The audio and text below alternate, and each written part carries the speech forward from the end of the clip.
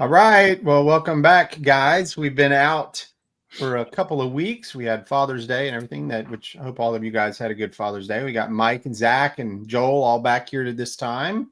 Hello, everybody. Yo. Yeah. So the last time, guys, we were dealing with the sea beast in Revelation 13, and we're going to go ahead and just jump right in. They've shared it on the screen this time, so when we read, you guys could read along with us. Revelation chapter 13, verses 11 through 18. Here we go. Then I saw another beast coming up out of the earth, and he had two horns like a lamb and spoke like a dragon. And he exercises all the authority of the first beast in his presence, and causes the earth and those who dwell in it to worship the first beast, whose deadly wound was healed. He performs great signs, so that he even makes fire come down from heaven on the earth in the sight of men. And he deceives those who dwell on the earth by those signs which he was granted to do in the sight of the beast, telling those who dwell on the earth to make an image to the beast, who was wounded by the sword and lived. He was granted power to give breath to the image of the beast, that the image of the beast should both speak and cause as many as would not worship the image of the beast to be killed. He causes all, both small and great, rich and poor, free and slave, to receive a mark on their right hand or on their foreheads, and that no one may buy or sell except one who has the mark or the name of the beast or the number of his name. Here is wisdom. Let him who has understanding calculate the number of the beast, for it is the number of a man. His number is 666. And that's it for that. So I went ahead and did a little bit of calculation, and it's Ayatollah Khomeini of Iran. Gotta be. I mean, look what's going on. Yeah, for those of you guys who are just obviously, you know that the prophecy pundits are all over it again with what's going on right now. This again is one of the reasons why I think this study is so important, is because what people are watching in real time, they're afraid and they're concerned. And mainly that's because people who do not really understand their Bibles are absolutely going bananas with it. And so that's what this study's all about. And by the time we're in Revelation 16 and going over Armageddon, I'm sure we'll be drawn into this war. So they'll be going crazy, and it'll probably be perfect timing to explain why that war has already been fulfilled. But they may have the temple rebuilt at our pace by the time we get to chapter 16. Yeah, that's right. That was good, Jack. Chances are some red heifers were already born, and they will be nice and pure and clean by the time we are at Revelation 18. And that 2,000-year-old man of sin that's been just itching to get into that third rebuilt temple, he's been making on the scene, I'm sure. Yeah. So, Mike, you wanted to do a little bit of review? Sorry, Joel. Go ahead. I was just gonna say I'm be the odd man out. I don't know if there are any Iron Maiden fans there, but when you read that, for some reason, that's all I could think of. It's a good song, anyway. Yeah, just a quick review. We had a little bit of disagreement, maybe not a lot, on just who the sea beast was. I think most partial preterists and full preterists see the sea beast as Rome. I didn't see a whole lot of disagreement, maybe some throwing out some concepts, which Adam has done, and he's done a good job of that. But the sea beast with 10 horns, Gary DeMar and others see this as kind of the 10 nations that kind of made up the Roman Empire: Italy, Acacia, Asia, Syria, Egypt, Africa, Spain, Gaul, Britain, and Germany. You had, Rome being the last of the four kingdoms. That's why you have this beast takes on all the other characteristics of the beasts in Daniel 7. So you have the leopard, which was Greece. You have the bear, which is Medes and Persians. And you have the lion, which is Babylon. And because it's the last beast, it has consumed all of that power. And that's kind of the imagery. Number 3, wages war for 3.5 years, 42 months. Of course, Nero persecuted and waged war at the behest of the apostate Jews against the Christians, lighting them up, as candles and feeding them to lions and everything else. Number 4, called to worship the beast and perform blasphemies. Of course, Caesar and Nero considered himself a man god. He was the Apollos. He was the son of God. Alexander the Great, before him, the Grecian Empire kind of started this whole thing of man gods, and that the leaders and the kings were to be worshipped, and Rome pretty much assimilated that.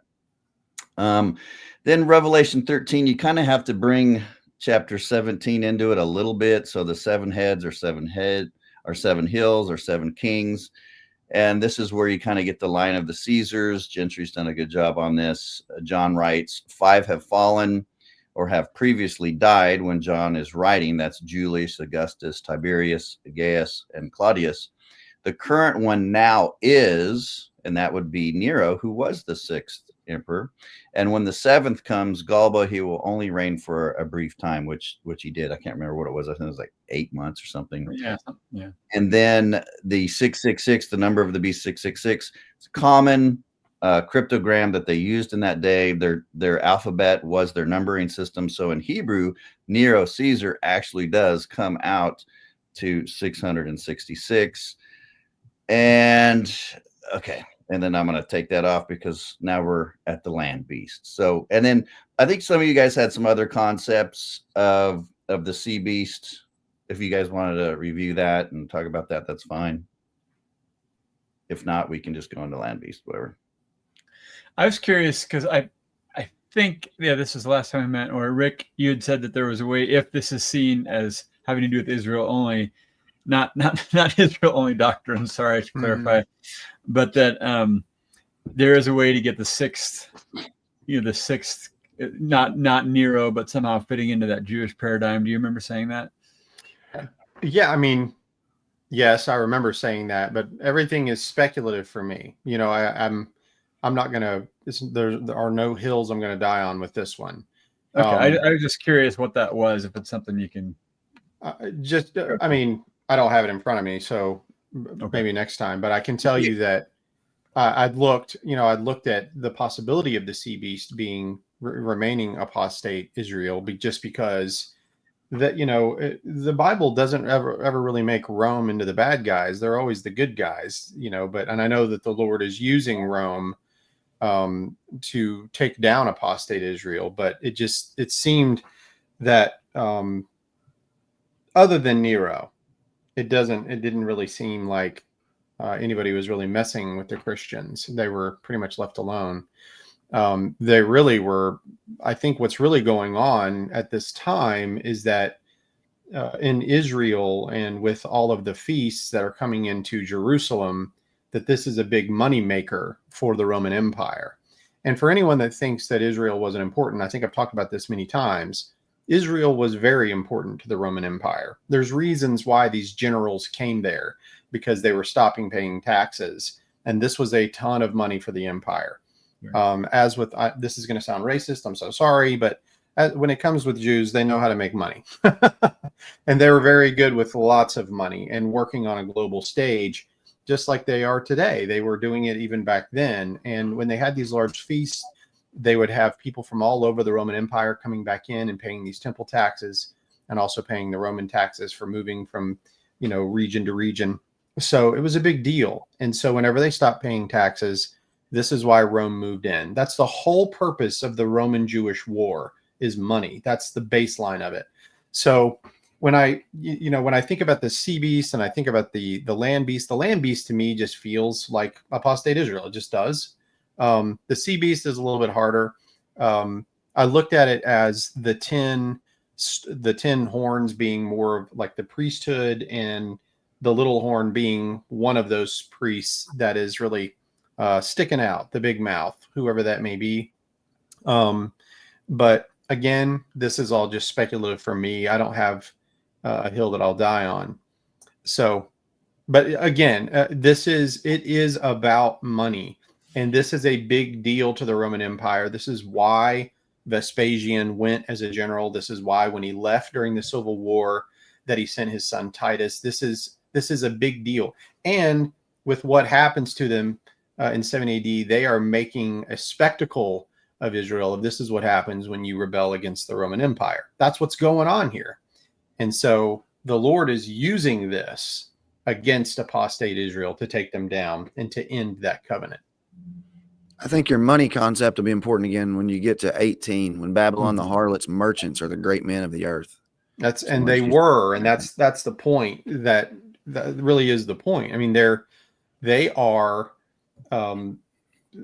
ones that I think what's going on, Rick Carter actually is writing something, and I'm going to share it with you guys probably in another couple of studies, just about how important that money aspect was to this, and how the Jews, those of the kingdom of Judah, were really trying to take over the empire. That's what they were trying to do during that civil war.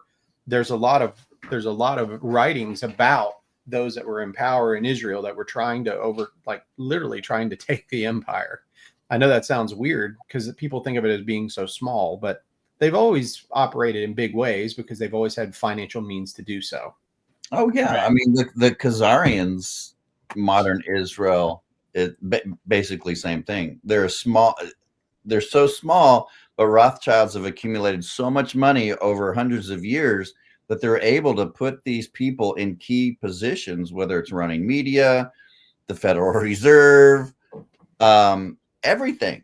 Mhm. And I mean, you cannot get into politics right now. You cannot be a senator or a congressman unless you go to that damn Wailing Wall, put your little funny hat on, and kiss that wall and do your little idolatry homage thing. And if you're not a Christian Zionist, you've got no way of getting into politics right now. Mhm. They'll allow you to get in because you're a useful idiot. But you're right, Rick. They're a small group, but they know how to work the financial slavery. They're really good at that interest. They are, and really in this chapter, when you're paying attention, like, okay, so they're receiving a mark. Why? So that they can buy and sell. I mean, that's the idea. It's the ability to be able to use finances within this section, within this region. And so it definitely seems like the land beast here is representative of the apostate Israel powers that are wielding the power of Rome over the people. They're working together. John wants you to see the connection that apostate Israel is just as bad, if not more wicked, than the sea beast, than Rome. Mm-hmm. Yeah. Yeah, and we have to take into consideration, like, looking at that beast as absorbing all of those kingdoms, the consuming of the kingdoms. That doesn't really fit apostate Israel. It fits Rome. It just does. Right. That's why I told you guys many years ago, I went down this road. I mean, and I was excited about it. I thought I found something. I mean, this was even before Adam was even a full preterist. I mean, I thought I had something, and it just didn't work. I really tried, and I was like, because you're breaking so much from the pattern of Daniel. Revelation picks up where Daniel leaves off. So if you don't have Rome as a beast in Revelation, I don't know how you're going to have to reinterpret Daniel. I mean, that's, and maybe people do that. I don't know, but I couldn't make it work. But I find more comfort in this, and it makes more sense to me. There'll probably be some problems that we have to work through. I know Adam has presented a few problems. We can look at those as we go through, but yeah, it does. To me, it just feels natural. When I was looking at Israel being both beasts, the only thing, like, the Idumeans, and how they were put in power, like, let's just face it, the Idumeans who are running the priesthood, who are doing this, they're not actual, they're not from Judah, like, you know what I mean? Like, they're from Idumea, and they're the ones placed in power. So you can sort of mingle them that way. But again, we'll just have to cross that bridge when we get to it. I think that would probably be more the slant that I would take. And that's why I said this the last time. And anytime I bring this up, like, maybe the Herods have more to do with this than what we think, like in intermingling that kingdom together, because that's how it is in Daniel 2. And I see that. And their power comes from them. But I think if you had to play that route, then you would, if you pressed me and said, all right, Zach, how would you take sea beast as Rome? First thing I think I'd probably go to is in Matthew when he says, you'll say to this mountain, move, and it'll be thrown into the sea. Okay, I'm with you. I get it. That don't bear out all that. But I'm with Mike that you're going to have to reinterpret Daniel 7, especially if you're going to make the sea beast something not Rome. And I'm with you. That's consistent. That's a necessity. But I think I would be willing to do that. I don't know how to do it all. Yeah, it's my problem. I would probably say the sea beast is either the Herods or the religious leadership, and then I would place the land as the people who were in the land, the covenant people, and specifically in Revelation 12, it's the people of the land, the earth, that drink up the poison from Satan when he's thrown down, the flood that's spewed out of Satan. And I would say, me personally, that the Satan there would be the leadership, and their doctrine would be what he was spewed out, and it's the covenant land people that drink it up, so that the Judaizing doctrine that the woman varies from it. And that's completely different from what Mike and the Rome approach says. But I think that's the way I would go with it if pressed. But I don't have the details. So that's where I'm at. I can't either. Like when I was looking at the Idumean part of it, you start to see it a lot more, like when just right out of the gate in the New Testament, that these people, these Idumeans, are being brought in by the Romans. And this is a problem. This is a problem for Israel. They're not, or for Judah, but also for Israel with Herod, because Herod was an Idumean. And so from my crazy research that I found, I've also found a link to where Caiaphas was as well. And you also see I think it was where Paul, when he gets smacked by the high priest, how he stops and he didn't even realize that he was a high priest. I think that's because he didn't look like what he should have looked like. It doesn't make sense. So it looks like Paul didn't even recognize who this man was. So something's going on there, but we have to dig a little bit further to bear that out. We're all fixing to agree today, though, right, that the land beast is connected to apostate Israel in some way or another. Yes. Yeah. And I don't know, you guys might, but I was thinking, like, within preterism, I don't think that, I've never even really seen that disputed. It's a sea beast, but I mean, have you guys?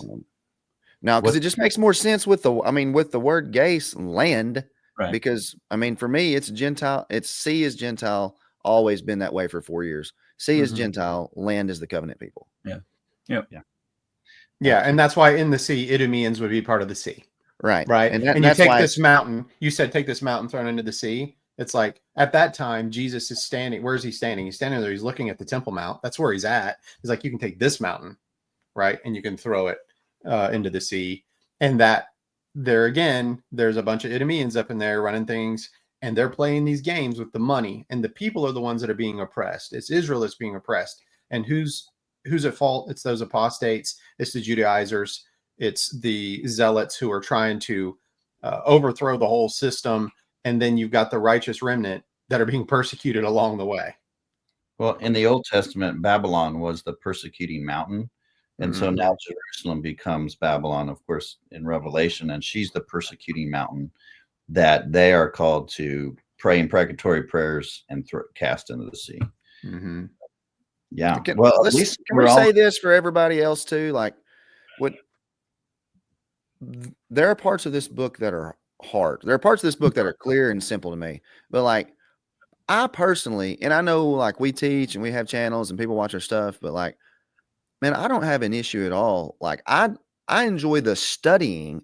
There's stuff that I don't want to say yet publicly in the book of Revelation because I want to see what you guys are going to throw at it. You know what I mean? Like I'm doing a ton of stuff in Revelation 20 and I can't wait to get there just so I can see what y'all are going to say. And because even if I disagree with you, I always feel like I'm learning something or adding a piece to somewhere. So yeah, for sure. Yeah. And I live in the world of opinion and speculation on the burrows. I do this a lot. Like we're always throwing stuff at the wall and seeing if it sticks. And we come to a lot of things where we're like, it can't be that. And that's one of the things I like about this group too. And I hope the people that watch this understand that we don't know everything, but Mike does. That was good. I have gotten, and I've shared this before, but I have gotten as much positive feedback about that aspect as I have about the particular way that the content is being shared. There's people appreciate that we say, hey, we don't know everything, and that we can even disagree with each other, without having to throw things, through cyberspace. There's one thing that this 4-quadrant Brady bunch all agrees on, and this is in the past. This is not dealing with what we're seeing today. And so those fears and the things that rise up in a lot of people. By the way, I just shared something the other day. My aunt put out something, and I sent her a private message, and I was like, we're going to have a talk. You guys are freaking out, and you don't need to be freaking out. You know? Well, that's right. And what you said, Rick, and again, this is basic because a lot of our audience will already know this stuff. but it's still important. If in fact these things are about the past, then the whole conversation is over about what does this mark, what's going on with technology, what's going on with modern day Israel, and you don't have to worry about that. Not that we shouldn't pray and be concerned the way that we would with any other issues, but to me that's just so freeing, and not to live with a worldview that's based on fear and even God's wrath, meaning something different now to me in a lot of ways. And it's just wonderfully freeing, and it gives us the opportunity to have the right perspective about how to respond to things that are happening right now. So great thing. Yeah. All right, Mike, you were about to start kicking us off into this, what we were working on, right? Okay, sure. Then I saw another beast rising out of the earth. Okay. The Greek word is gi, right? So it's land. That's the first thing we want to point out to the audience. This is the land beast, the land of Israel, Palestine. It had two horns like a lamb, and it spoke like a dragon. So it's like a lamb. Okay. So I'm already thinking Jerusalem sacrificial system. I'm thinking Jesus saying, they dress up their wolves in lamb's clothing. And so we're looking at a false prophet system, and we'll get into that false prophet in chapter 19, I think verse 20 at some point. But it speaks like a dragon. And what did Jesus say about the Pharisees? You're serpents, your father is the devil. So that's kind of the I had a feeling you'd go there. But I don't want to hog up everything, but I made some notes. But why don't you guys keep going, and then I'll just kind of add in some stuff as we go. Anybody else? Go ahead, Mike. Just lead it off here. We'll follow the chart. Okay. Let's see. Let me read verse 12 before I get to 13. It exercises all the authority of the first beast, which is Rome, in its presence, and makes the land and its inhabitants worship the first beast. Now, wait a second. You're like, the Jews would never do that. Well, wait a second. You got to go back to, and I love Gentry stuff because he always brings up the phrase, and it is key. We have no king but Caesar. That statement right there, you are saying, I reject the king. And I'm so willing to reject the Messiah. I want him dead, the true king, so much that I'm willing to say we have no king but Caesar, which is insane for a Jew to say. But that's how John is portraying. He wants his audience to know apostate Israel, apostate Jerusalem is so bad that she is committing idolatry with Rome in rejecting the Messiah, to have her own Messiah killed, and to use Rome to kill Christians as well. Well, let's think about this. Let's just go back in the Old Testament whenever Israel wanted a king. Remember how they wanted one, and how that was not God's intention in the beginning, was to give them a king. He does this reluctantly for them, and he gives them King Saul way back when. Now you fast forward through all these problems with the kingdoms, the splitting of the kingdom. You've got all these issues with kings, and then they're being insulated inside 4 different kingdoms, this remnant of people that are being carried through. And here we are, the King of Kings shows up, and they kill him. And when they do, the man that's in charge of the Romans is like, this guy is innocent. Right. He's innocent. And when he asks him, he tells Jesus, you are a king, so you are a king. And he says, you say that I'm a king, right? And so, yeah, I mean, that's just pretty much it. They've gotten to this place in their hearts. They're so hard that they could care less about any king that God would bring them. All they want is to have power and money. That is what they want. Right. Well, what else with Pilate? He washes his hands, right, and says basically, "Blood be on your heads," and they take it and they receive it, and they say, "Blood, be on us and our children." I mean, those are amazing statements if you think about who Israel was supposed to be, or Judah at that time in the covenant. So, yeah, I'm glad you brought that out. And the same thing plays out and is recapitulated in Book of Acts, right? It Whenever Paul is going throughout the Roman Empire, preaching first in the synagogues, he gets these Jews. If they don't have the power to kill him or shut him up, they always use whoever, the Romans or whoever's there. And eventually, yeah, Paul will be put in chains and go to Rome, which is what he wants, which is kind of cool. But, you know, the Jews know how to use the sea beast for their purposes. And that's why she's a harlot and she's riding it. And also, I'm glad you brought up Paul because we can juxtapose this. You can take the apostate Jews who are appealing to Caesar so that they can wield their power and keep their money. But Paul, he appeals to Caesar to carry the gospel into Italy because that's where he's supposed to be going. It's like, I'm a Roman citizen. That's right.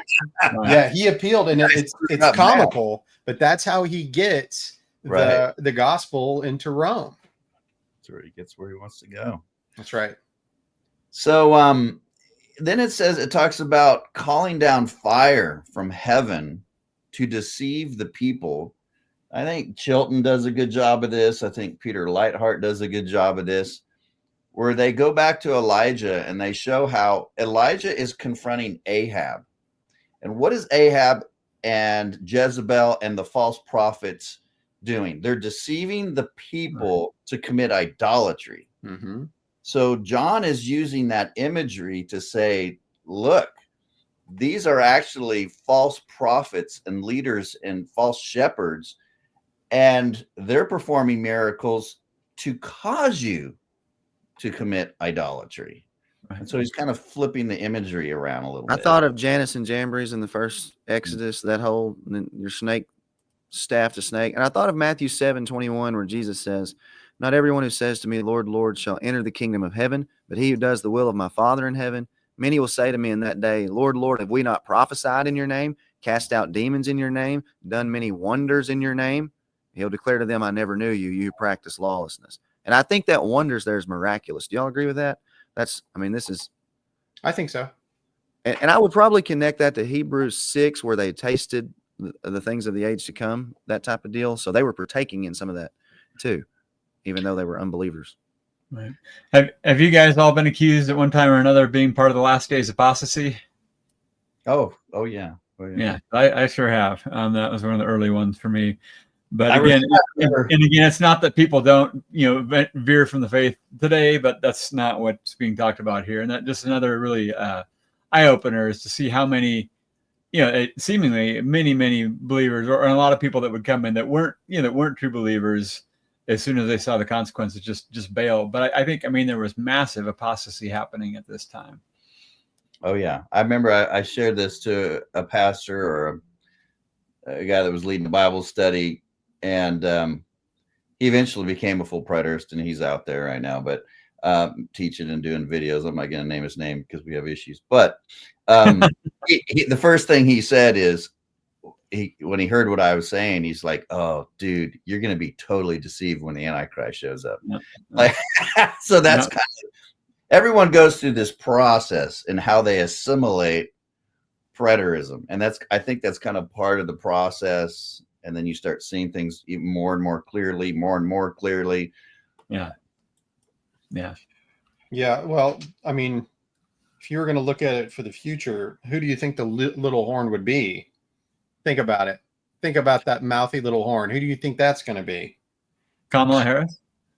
Gotta be a woman if it's mouthy. I thought it was Gary North for a while because he was so pompous and so arrogant to call fire down on full preterists, and David Chilton, but I guess not.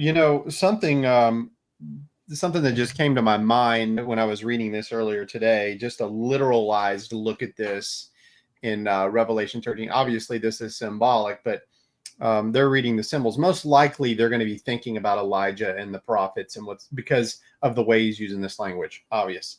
But whenever he says in front of the people, when you read that verse, it says in front of the people.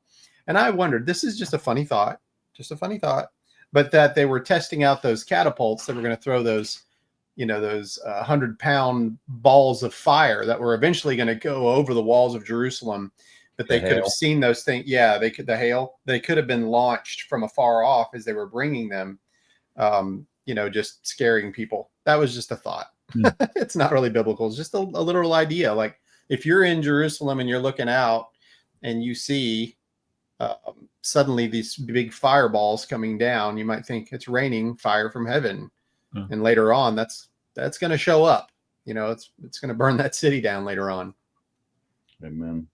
Well, the next part is a little difficult, and it's not as difficult anymore after I kind of studied it. I think it's a little clearer than it used to be, but they're deceiving the people. The false prophets are deceiving the people in the land, in Jerusalem, to make an image. It speaks, and it's worshipped.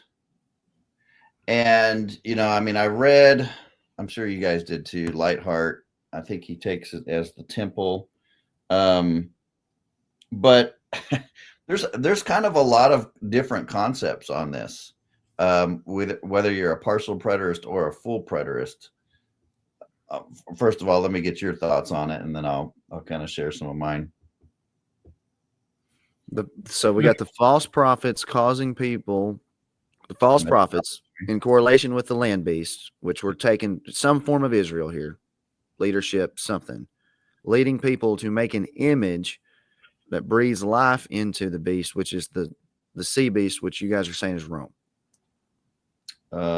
Brings life into the sea beast. I'm not sure if that's. So this verse says they're leading people to worship Rome, right? Like we have no king but Caesar, that stuff. That's to make an image for the beast that was wounded by the sword and yet lived. Yeah. Right? Yeah. And that's where some people see the image being somewhat literal, where they'd put the images of the idols of the Caesars or whatever in the temples. And it's kind of being figurative of it speaking. Obviously, it's not a literal idol that's speaking.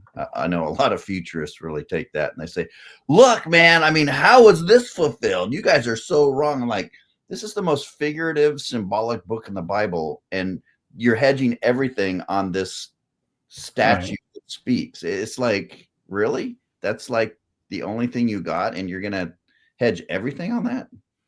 Mm-hmm. It's so anyway, back in the day, during this time, they would put idols in the temples, and actually some of the priests, what's that when you have a puppet and you ventriloquist? Yes, they did that. They performed magic, and they did that, and they convinced the people that this thing was alive. It was a god. So that actually was going on during the first century. I don't think that's what is referring here, but that is definitely one view. The other thing about this, with this image that's speaking, is that the Old Testament is all the prophets are always talking about idols that do not speak. Idols that do not speak. This is the one time in the whole of the 66 books that you see an image that speaks. So this is really unique. This is almost like a living idol. Finally, this living idol. And I think they're so consumed with one another in this power. They're so drunk with power. It's some form of propaganda. There's something that's going on here that these people are going to pick up on when they're reading. This thing is speaking. It's unlike any other idol or any other image that was made ever. Right. It represents the zealot high priesthood installed during the Jewish war. Phinehas, who I think is the man of sin, man of lawlessness, which mocked God's ordained system and mirrored the beast's authority. Rome, sure. The image speaking refers to the persuasive religious political power this apostate system exercised, demanding loyalty and persecuting dissenters, particularly the Christians. The breath or the spirit given to the image echoes Daniel 3, where the image of Nebuchadnezzar was worshipped and non-compliance meant death. So, and that's where all of this is kind of coming from, right? The whole beast's imagery is coming from Daniel 2, 3, 7, so forth. So I'm just thinking, oh, go ahead and finish your thought. No, go ahead. I'm done. I'm just thinking, I'm just kind of processing what you just said, Rick, with all the images, because I was thinking of some of those passages, like there's some in Isaiah and other places where, sort of the ridiculousness of the half of the wood is used for this image and the other half is burned in the fire. But are you kind of suggesting that, at that point, when Israel keeps disobeying Yahweh and they're involved in idol worship, but they still know, okay, there's Yahweh to come back to, like they haven't completely, been damaged or depraved to this point, but by this time, it's as if that because they want nothing whatsoever to do with Yahweh at all. There's no coming back. There's no turning back from this point. It's almost like these images have become more real to them than Yahweh. Is that kind of how you're thinking about it? Yeah, I like to think of it as like when people get drunk with power. It's you've heard of people this is going to sound weird, but people who do drugs and then they say the drugs speak to them. It's this lust for power. It's this lust for money. It's this lust for status and stature. This is a big deal. There's a lot going on with the Civil War of Rome. There's a lot going on with the powers that be in Israel and all of the money flowing through. And then the zealots come in, like Mike just pointed out, the zealots come in and they take over. They kill the last high priest. They put in their own, and they begin to do these sacrifices that are no longer acceptable. Of course, they really hadn't been for a while, right. But it looks to me like now they're fully drunk in with their idolatry. There's no evidence of the remnant being in here at all at this point. These people are just drunk with this. That's what I'm seeing. Okay, that's helpful. Lightheart does a good job of showing the connection between the sea beast and the land beast, because he shows how the church, the mystery of God, is joining Jew and Gentile. And he kind of points out that this whole thing is kind of like it's a reversal. It's a mockery of a union. He says, the land beast is not old Judaism continuing alongside Christianity. Rather, the land beast represents those Jews who, choosing Caesar instead of Jesus, form a new political religious entity, a new version of the oikumene. By joining the sea beast, the land beast establishes an infernal counterfeit of the church. It is a perpetuation of the old in-empire alliance, a Jew-Gentile combination, as the original Babel was the product of cooperation between Shemites and Jephthasites.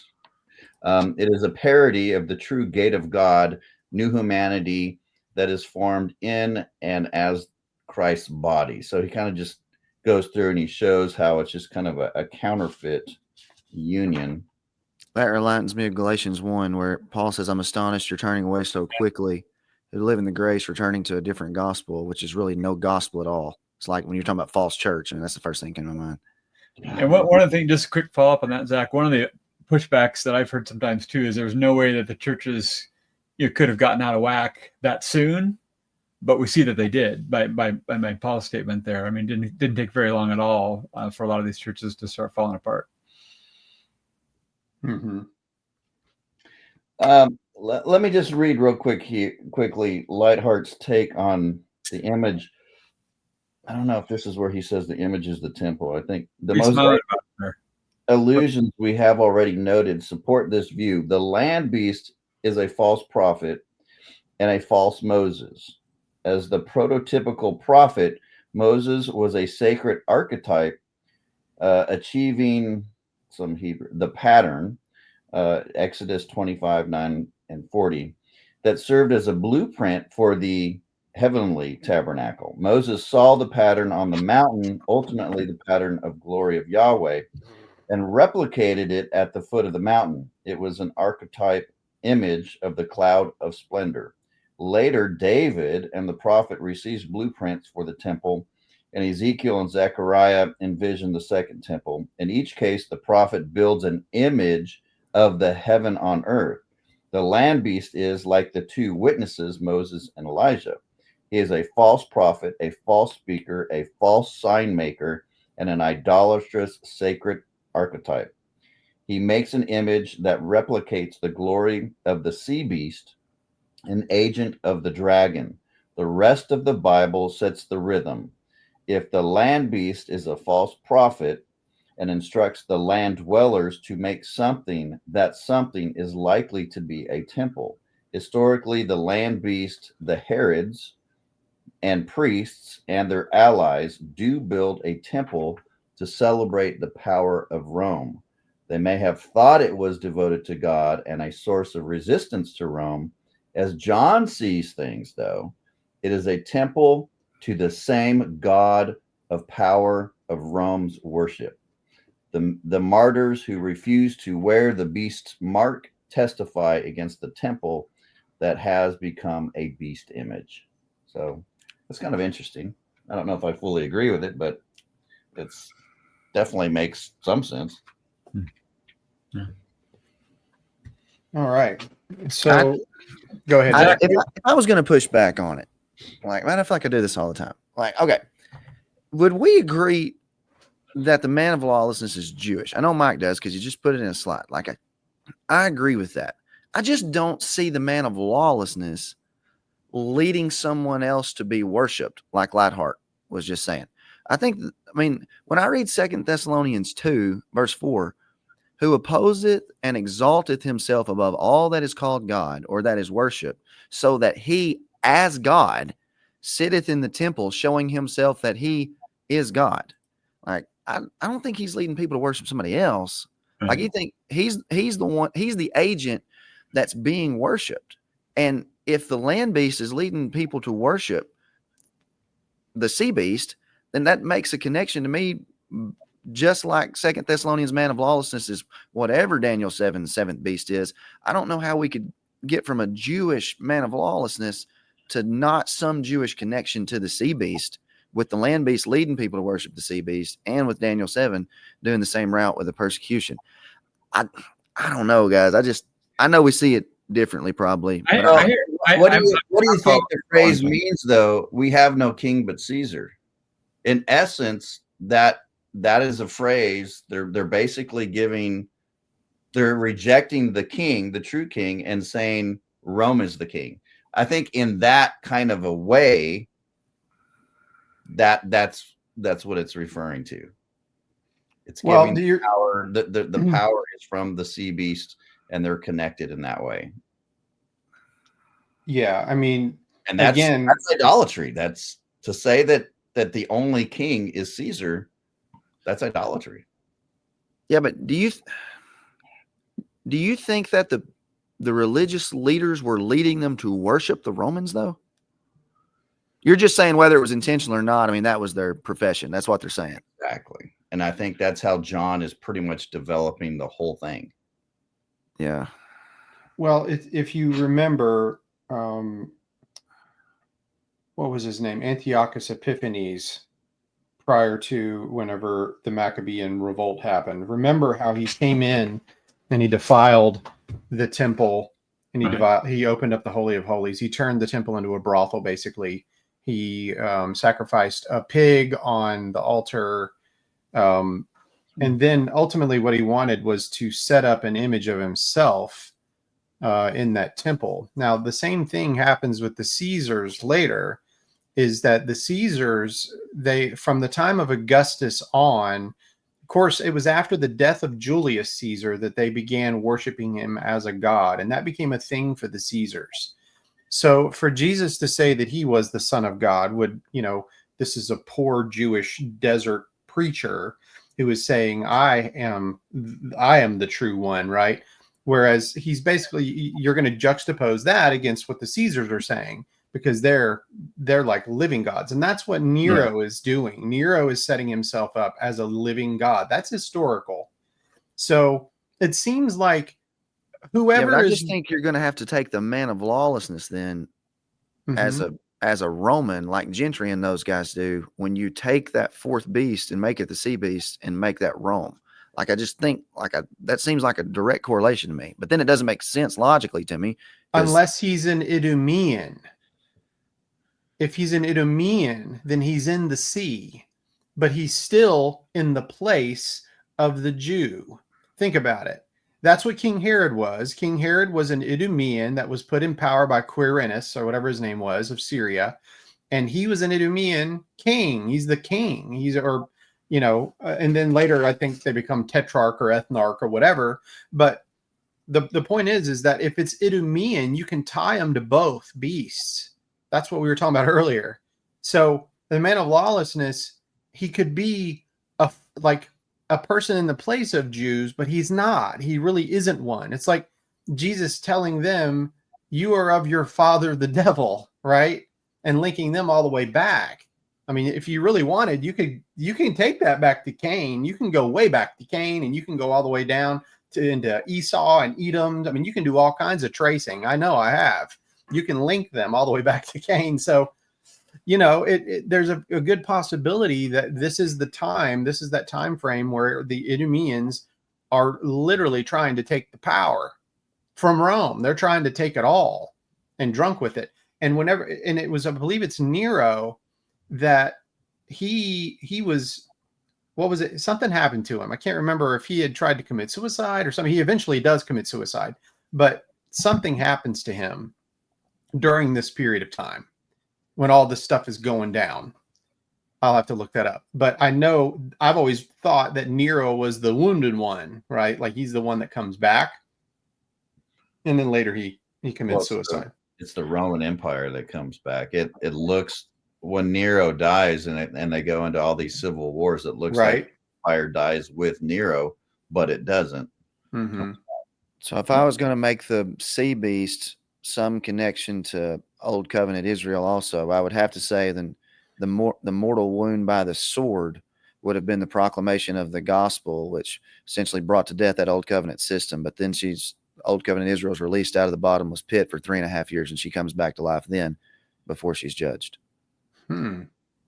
There's another just interesting thing. I was listening to this is Bruce Gore's thing, although there might be other people too, but the mortal wound, because he was saying that the one idea was pretty popular for a while that had to do with Nero, and there was even this myth that he was going to be resurrected and all this. But Gore was saying that for a lot of commentators, they thought that wasn't probably as strong. But if you go back to shortly after Jesus' crucifixion, Tiberius was in power, and Tiberius was actually a little more friendly towards Christians and Christian faith, and was this is from Tertullian's Apology, where he was kind of quoting from, but that Tertullian had been affected enough by sort of the Christian movement, but then he died several years after Jesus' crucifixion, and then you had Caligula and some of these other emperors that were pretty nasty. So his idea was that Rome was kind of injured, and it looked like for a while maybe Rome would kind of be more okay with Christianity, but then the emperors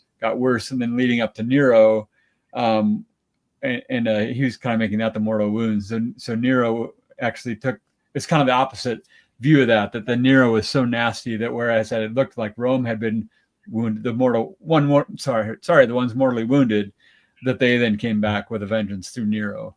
So that's just, he kind of put it in the timeline of the gospel going out, and that, like we've talked before, some of this is talking about that maybe that whole period of time, instead of just the ending period. So that's kind of an interesting thought too. I don't know if I explained it very well, but no, you did. Yeah. The mark of the beast. So obviously this comes from the Old Testament, right? Where the law was to be on the forehead, which meant you meditated on I see these rabbis, Rabbi Shmuley, and they put the stupid box on the head, right? And the strap. That's not what God even remotely meant in the Old Testament. But anyway, so the law is to be on the forehead, meaning you're to meditate on the law, and it's supposed to be on the hand, because what you meditate on, do not be a hearer of the word only, but a doer. Right. Your hand is now practicing and being kind to your neighbor because you Right. learned it and you've meditated on God's grace and his love. And so now you're acting it out. And so John is flipping this around and he's saying, don't take the mark of the beast. So which beast is this? The mark of the beast. Is it Rome? Is it emperor worship? Because if you didn't worship the emperor, they made it difficult to buy and sell. It wasn't just the Jews that were concerned about money and good with money. The Romans were too.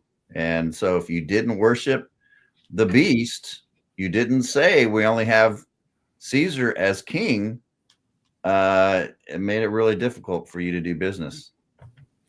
Well, just notice that all of those that take it are both, because look how it uses those terms: small and great, rich and poor, free and slave, to be marked. That meant that it was a level playing field in this place. Now it's come to position, much like when we look at the gospel, when we say that there is now neither Jew nor Greek, nor bond nor slave, nor like they're all engaged in the kingdom. There's no more worries about Jew or Gentile or Jew nor Greek.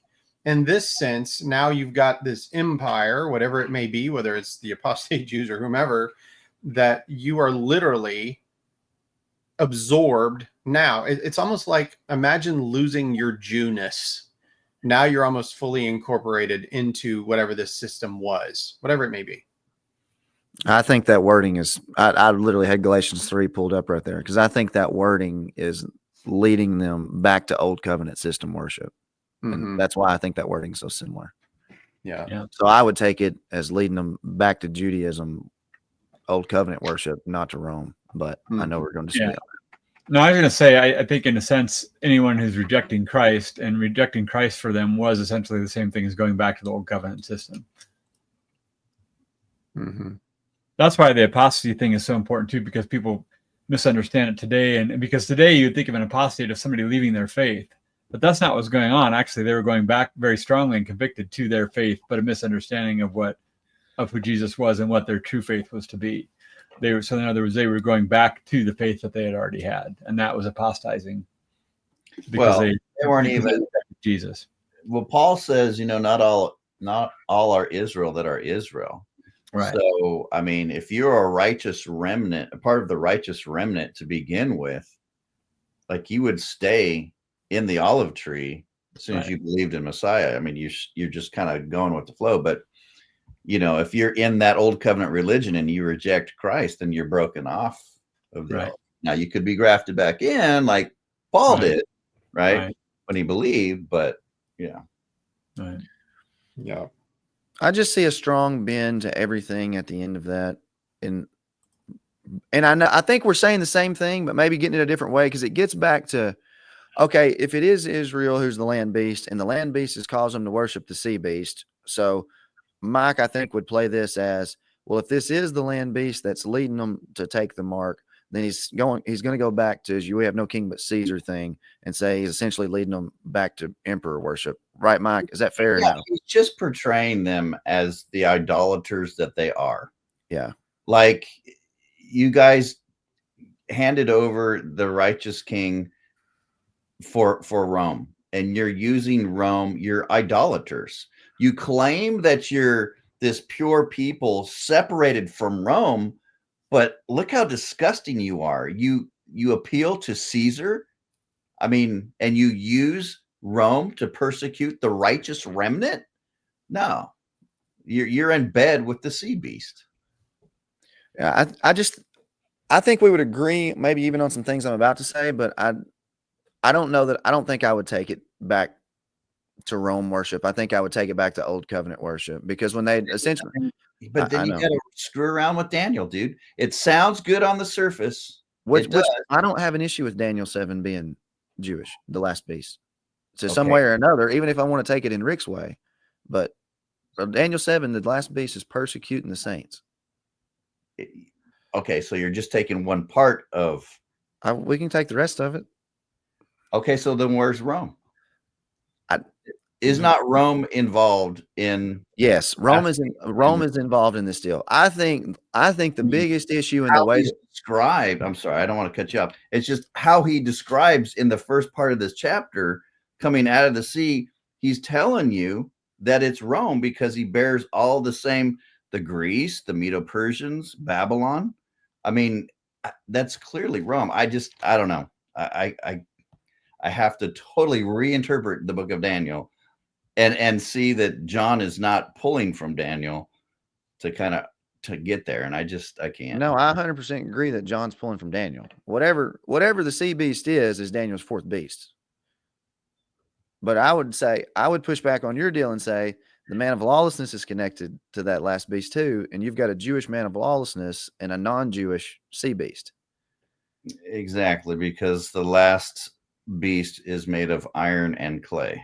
Yeah. So the way I would interpret the mark of the beast, they intermarry, and that's where you get Rick's idea of the Herods and the Idumeans. And I don't know the answer is my problem. Like, so it doesn't help us. So I'm in the spot of, I think you're wrong, but I don't know the answer. Well, here, let me take a stab at this. First of all, I have to, me personally, I take the fourth beast in Daniel as 100% Rome. I can't not take it, but I also take it as Israel mingling, like he said, with the iron and clay, which the iron and clay is seen in Daniel chapter 2, not Daniel chapter 7, right? So, am I right? Yeah, that's the feet of the statue that Nebuchadnezzar sees. Right. So it's later, I think, is it in Daniel chapter 7? How is that fourth beast described? Are we allowed to, do we have time to look at that really quick? I believe it's described just as John described. Yes, 10 and 7. 7. And then the kingdom, the dominion that fourth beast has, that dominion is taken away and it's given to the saints, just like Jesus told the religious leaders in Matthew 21. The dominion in the context of Daniel is talking about these Gentiles who have dominion over Israel through these different world. Anyway, okay, it's all good. Well, I think that, I mean, it should be obvious that Jesus takes all power and dominions given to Jesus, right? And it's given to the saints. It doesn't matter what's going on in Rome and Israel at the time. It means nothing. Spiritually, it's given to Jesus Christ. Overall, we agree with that. Everybody, make sure you hear this. The scepter departed from Judah. We understand. Yeah, no. I'm saying that me and you, we agree that all this leads to Christ. Okay, he's getting it all. We're just disagreeing on the details here. So. Yeah. So Daniel 7 is saying that it's the 10 horns out of the kingdom. 10 kings shall arise, another shall arise after them, different from the former ones, shall put down 3 kings. Yeah, the kingdom and the dominion and the greatness and the kingdoms under the whole heaven shall be given to the people of the saints of the Most High. His kingdom shall be an everlasting kingdom, and all dominions shall serve. So whatever's going on, it doesn't matter what's going on. In the end, it's Christ who will have it and reign, for sure. But yeah, I mean, I understand. This is just like you guys said. It's hard, but. I get a lot of emails from people telling me their view and their position, and all of them have been different. So it's kind of like, he shall speak pompous words against the Most High, persecute the saints of the Most High. That's the man of lawlessness. Mm-hmm. Yeah. Do you agree with that, Mike? Yes, I do. I do agree with that. And you have a Jewish man of lawlessness. But look. Dude, he's not just judging Jerusalem and the land beast. The stone cut without hands. What does he do? He crushes the entire freaking statue. No, I'm with you, but Babylon the harlot is deceiving the nations. He's taking the dominion away from the Gentile powers over God's kingdom, which was the old covenant kingdom, and it's being transformed. You can't read dominion and say old covenant. That's what Jesus said. I think you end up butchering Daniel. All right. Here's our disagreement. Maybe it's a both and, like Rick's saying. Maybe it's getting to the covenant people through Rome through the Idumeans, through Herods. That's why I said the last two times the Herods have got probably a bigger deal in this thing than we think. Because he's got to, I mean, it's got to get back to the covenant people at some point there, because that's who he takes this thing from. He doesn't take Rome's dominion away by sending Rome to judge Jerusalem. I don't. You don't understand. You don't understand how Israel was under the dominion of the Babylonians. I got that. Persians, or the Greece, and then Rome, and that dominion was broken because God established a completely different kind of kingdom, and that dominion no longer has no power over God's people anymore. And that when Christ came and his kingdom came, he destroyed the statue. He judged the nations. Even in Acts, it talks, I think it's one of the Romans, Paul says, he uses the Greek word, you're about to be judged. And in some way, God is judging the Roman Empire. He's judging the nations when he judges Jerusalem.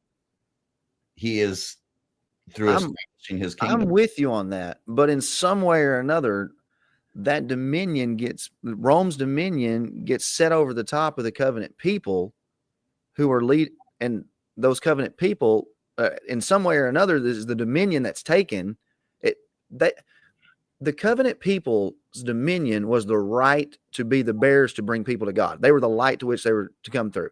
And the light in Revelation 18, the light and the voice of a bridegroom are going to be heard in you no longer. So it's that covenant dominion that the saints are getting.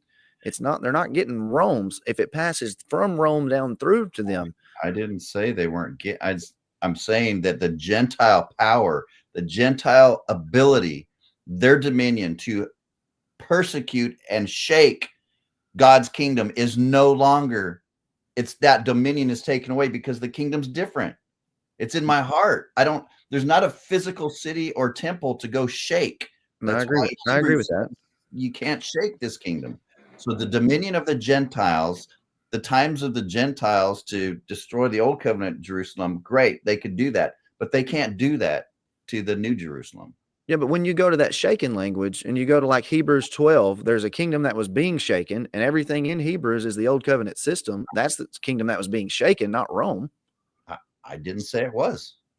All right. I just see it as more Jewish. So, and I would put the mark of the beast and go to the end of Romans, the end of like 1 Corinthians 16, where Paul's taking up a collection and he's taking it specifically to the church. And it does in Acts 20 to 22 also.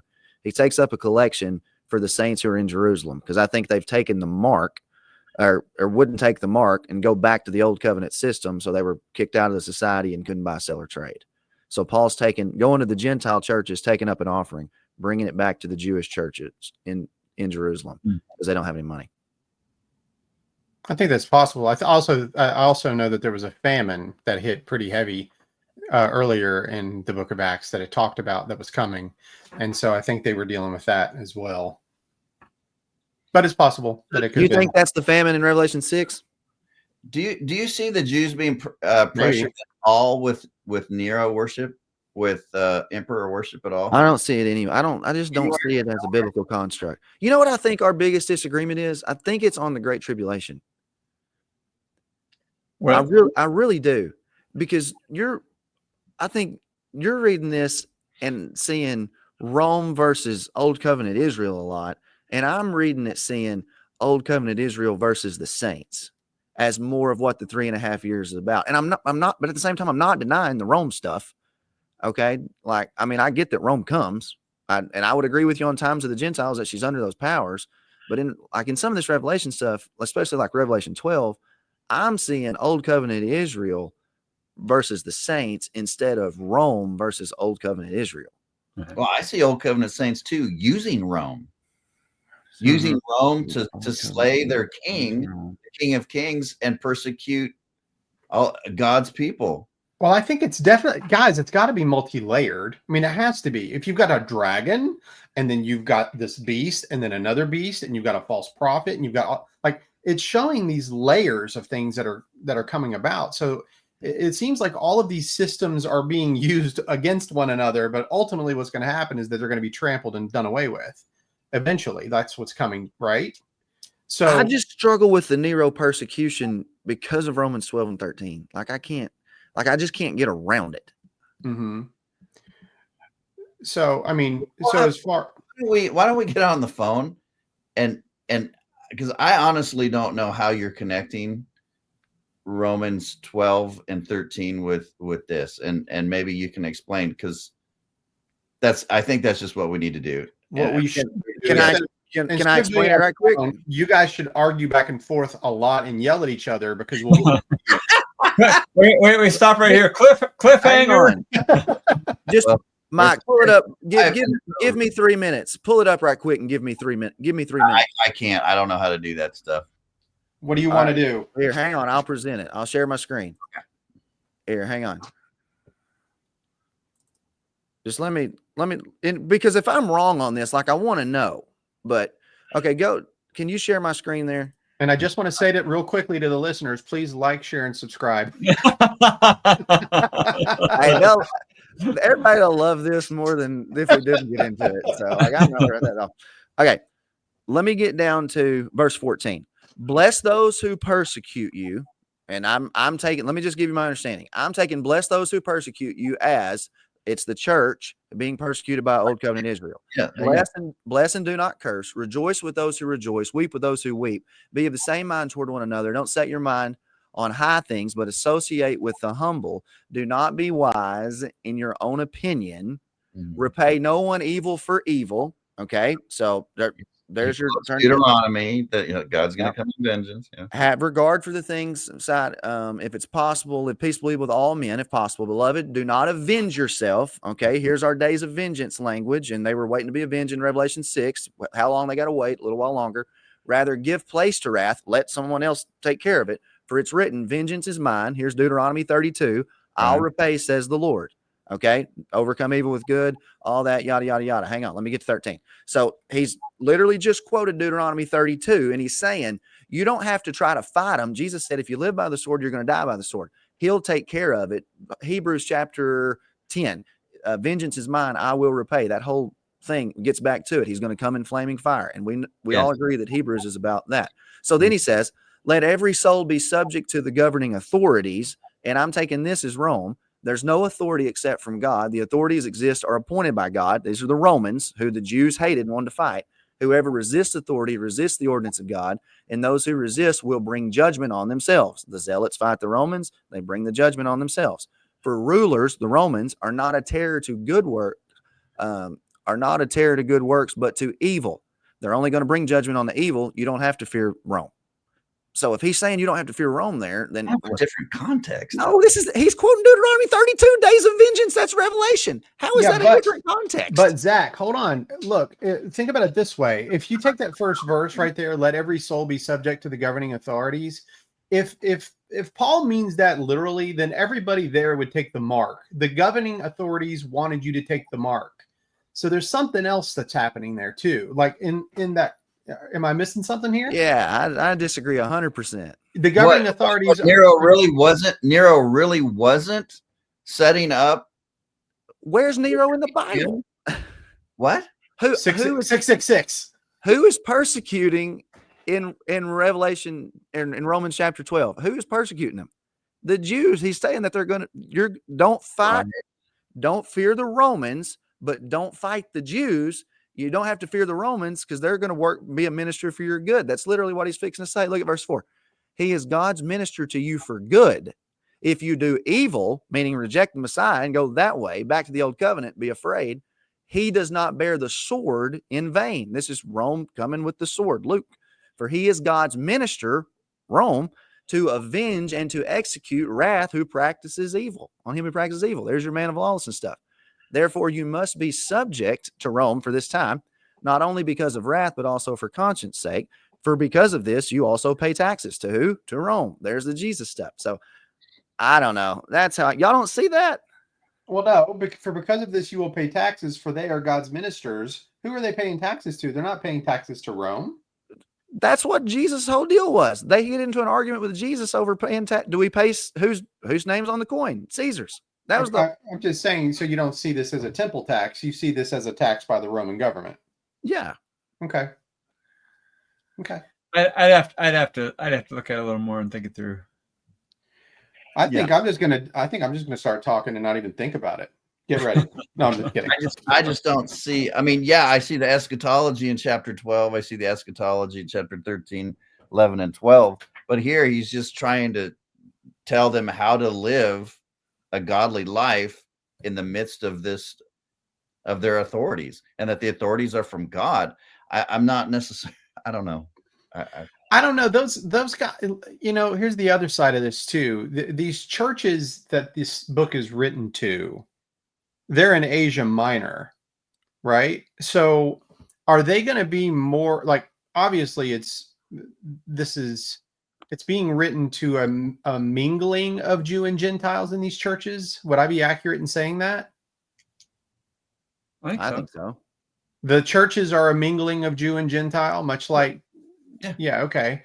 So in Asia Minor and at this time, so I'm just trying to think about what is it like for one of those, if I use audience relevance, for one of those that are reading Revelation or hearing Revelation 13 being spoke to them, like what are they thinking? They obviously, that gematria of the 666, they obviously know how to do it. It says it takes wisdom.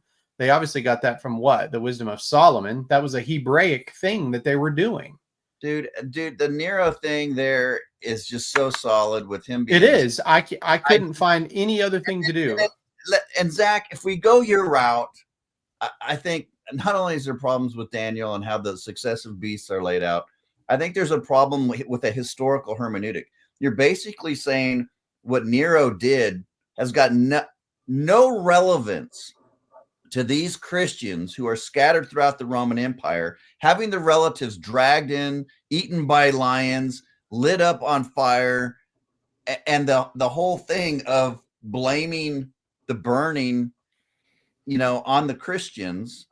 And I think, to take that completely out of this time period is just, I don't know, man, that's rough for me.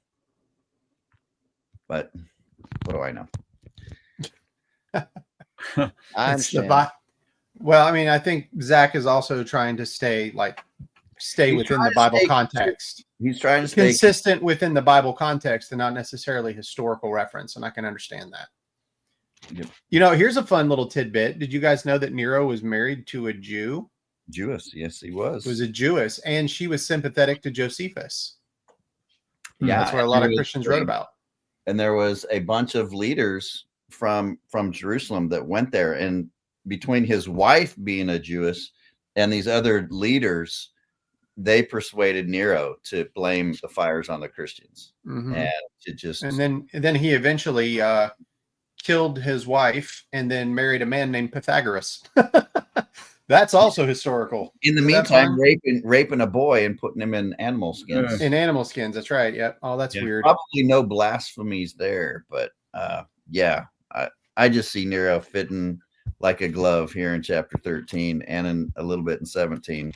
I was just curious, can a man marry a Jewess and not be in the faith, in the Judaistic faith, according to their customs? I don't know. In other words, if he were to have married a Jewess, would he have become, like a proselyte? And if so, could that fit into the man of lawlessness? That's a Jew. That's what I was trying to do. Oh, man. You'll have to walk that one through. Yeah. That's not in the Bible anyway, so I can't keep that one consistent. Well, do you guys want to wrap it up here? Yeah, we're like 13 minutes over. This is a long one.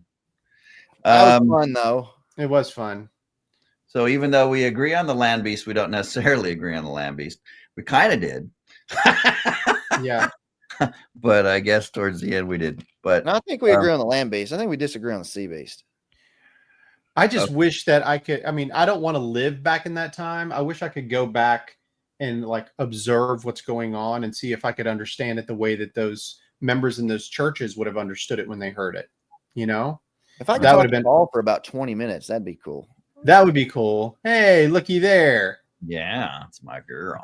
She's like, turn this thing off, Dad. We got things to do. Right, exactly. All There right. is. Well, I was trying to just real quick. I was trying to find it here, and I finally did. There's a really good book, J.D. King, The Beast of Revelation, that makes a pretty good case for Nero. I already lean that way anyway, but yeah, Well, don't be just, taking their side, Joel. Good grief. I'm not. It's hard. It's hard for me. Ever It's one of since you got that grand piano, he just thinks I know, man. No, it's one of those things where, and I know we're over time here, but it's one of those things where I think I just have to work so hard to not have it be. It's one of those things that just this seems more obvious than some other things where if I think through them and compare scripture with scripture, it obviously changes things. But I haven't done the deep dive maybe that some of you guys have, at least not recently on this. But I don't know. It's hard. It's hard for me not to go that direction. well, I've got a book right here. Since you're bringing up books, I've got a book right here by David Jeremiah that can tell you all about what's happening right now. I got a fireplace you can throw it in. All right, guys. Well, this has been fun. heck yeah. Yeah. All right. So I guess we'll be back next week to move on to the next chapter with no resolution for chapter 12 or 13. I think our subscribers are going to quadruple by next week. Yeah, what are they going to argue about next week? Yeah. Right. I think we're going to agree on chapter 14. I'm pretty positive.